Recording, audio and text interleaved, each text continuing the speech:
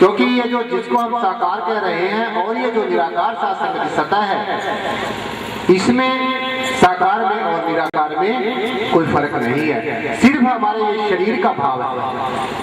जब तक हम अपने आप को शरीर समझ रहे हैं, जब तक हम अपने आप को और सगे संबंध रिश्ते नातों के मोह फांस में फंसे हैं, तब तक हम शरीर के आधार पर ही अपना जीवन जीते रहते हैं।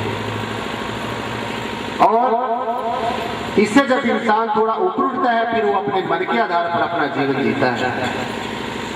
और जैसे मैंने कल भी सत्संग में बताया था कि मन के आधार पर भी अपना जीवन जीता है जो इंसान, वहां पर भी हमारा कल्याण नहीं हो सकता, क्योंकि भगवान जी ने यह कहा कि मैं तन से परे, मन से परे, बुद्धि चित्त और अहंकार से परे पावन पवित्र आत्मा हूं। अर्थात जब हम अपने आत्मा भाव को जानेंगे, अपने आत्म स्वरूप को जानेंगे, अपने निज स्वरूप को जानेंगे, असलियत को जान जाएंगे और संसार में आत्मा बनकर विचरण करेंगे, आत्मा बनकर काम करेंगे और ये समझेंगे कि ये मैं शरीर नहीं हूं, क्योंकि ये शरीर समय समय के अनुसार बदलता रहता है और जो बदलता है वो आप नहीं हो, मैं नहीं हूं। ऐसे ही जो मन है, ये भी सासंग जी तरह तरह का मनन करता रहता है, सो आप मन भी नहीं है। बुद्धि ऐसे ही तर्क वितर्क करते रहते, बहसबाजी हम करते हैं, तो ये भी बदलाव आता रहता है, इसके अंदर बदलती रहती है। ऐसे ही हमारे चित्त में भी तरह तरह का चिंतन आता रहता है और इन सबसे परे जो पावन पवित्र आत्मा है, जो वास्तव में हम हैं, क्योंकि अगर कुछ क्षण के लिए मान लिया जाए कि हम ये शरीर नहीं है, तो फिर पीछे क्या बच जाता है। मान लिया जाए कि जितने भी आप ये जीवधारी आत्मा बैठे हैं, शरीरधारी आत्माएं बैठी हैं, कि ये शरीर नहीं है, तो फिर क्या रह जाता है? सिर्फ ये पार ब्रह्म निराकार परमात्मा, जो हमारे दाएं भी है, जो हमारे बाएं भी है, जो हमारे आगे भी है, जो हमारे पीछे भी है, जो हमारे ऊपर भी है और जो हमारे नीचे भी है। हम सब इसी परमात्मा के बीच में बैठे हैं और ये परमात्मा हमारे बीच में बैठा है। कहां किस में मैं हूं और कहां किस में तू है। मैं और तू का झगड़ा खत्म कब? जब हमें पता चल जाएगा कि मैं ये शरीर नहीं हूं, मैं एक आत्मा हूं, मैं अजर अमर अविनाशी आत्मा हूं, मैं ब्रह्म स्वरूप आत्मा हूं, मैं ज्ञान स्वरूप आत्मा हूं, मैं सत चेतन और अनंत स्वरूप आत्मा हूं। तब जाकर हमारी ये जन्म जन्मांतरों की जो उलझी हुई पहेली है, तब सुन सकती, वरना इसका कोई भी उपाय नहीं है। हम बाहर मुल्क की जितनी पूजा कर ले, पाठ कर ले, वेदों शास्त्रों का पठन पाठन कर ले, लेकिन ये बात सुनने वाली नहीं है। वेद शास्त्र, चाहे वो किसी भी धर्म के वेद शास्त्र हैं, पुराण है, उपनिषदें हैं, वो सिर्फ हमें परमात्मा की तरफ जाने का, परमात्मा को जानने और पहचानने का एक इशारा करते हैं। हम किसी भी वेद शास्त्र को पढ़ें, वेद शास्त्र हमें ये नहीं कहता कि परमात्मा ये है, परमात्मा वो है, परमात्मा कौन है। वेद शास्त्र सिर्फ हमें बताता है कि परमेश्वर परब्रह्म निराकार परमात्मा इस सारी सृष्टि का कर्ता धर्ता और बढ़ता रोम रोम में समाया है, जड़ और चेतन में समाया है, स्थूल और चंद्रम और स्थावर में समाया है। लेकिन कोई भी शास्त्र, कोई पुराण हमें ये नहीं दर्शा सकता कि परमात्मा कौन है। ये तो सिर्फ हम वक्त के गुरु की, ऐसे संत महापुरुष की कृपा से, परमात्मा के अनुग्रह से ही जान सकते हैं, और कोई तरीका है ही नहीं।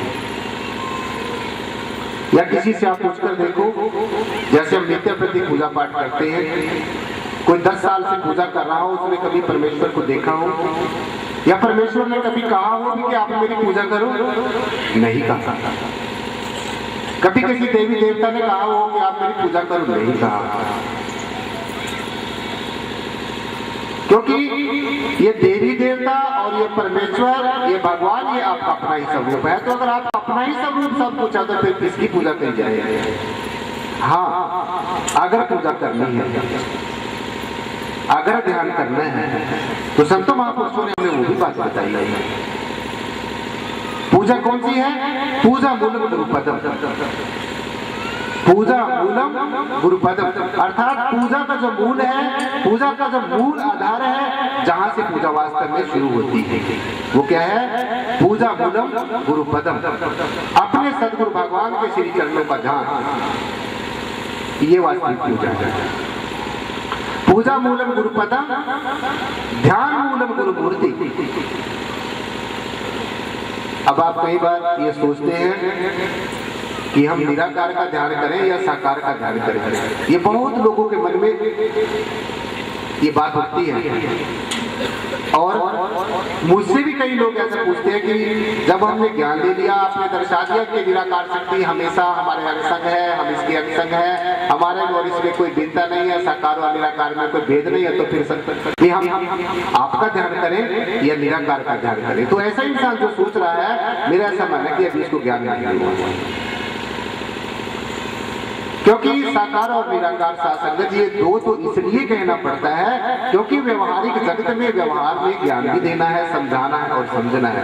वैसे इस निराकार भगवान से सिवाय, ईश्वर प्रो सता से सिवाय संसार में कुछ भी नहीं है। साज सोई जो धीर रहे, उपजे दिन से झूठ हो जाए, अर्थात सत्य यही है जो स्थिर है, स्टेबल है, कांस्टेंट है, अडिग है, अटूट, और वो कहां पर है? हमारे आमने सामने। ये साकार है, ये निराकार है, ये इस निराकार का रूप है, ये इसमें से उत्पन्न हुआ और अंत में इसमें ही समा जाएगा।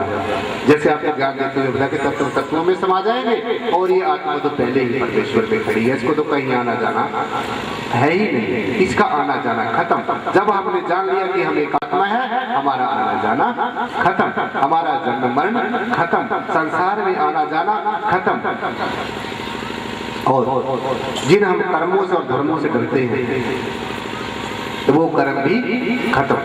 आपके प्रारब्ध, संचित और वर्तमान के जैसे तीन जो कर्म हमारे शास्त्रों में बताए हैं कि पहले प्रारब्ध कर्म, फिर संचित कर्म और फिर वर्तमान के कर्म, जो हम अभी कर रहे हैं। जैसे अभी अब आप ये सत्संग सुन रहे हैं, परमेश्वर की चर्चा सुन रहे हैं और परमेश्वर की चर्चा कर रहे हैं, ये सबसे बड़ा सत्कर्म है। लाखों करोड़ों यज्ञों के बराबर जब जो इंसान सत्संग में अपने तन से, मन से, वचन से और कर्म से अपने सदगुरु भगवान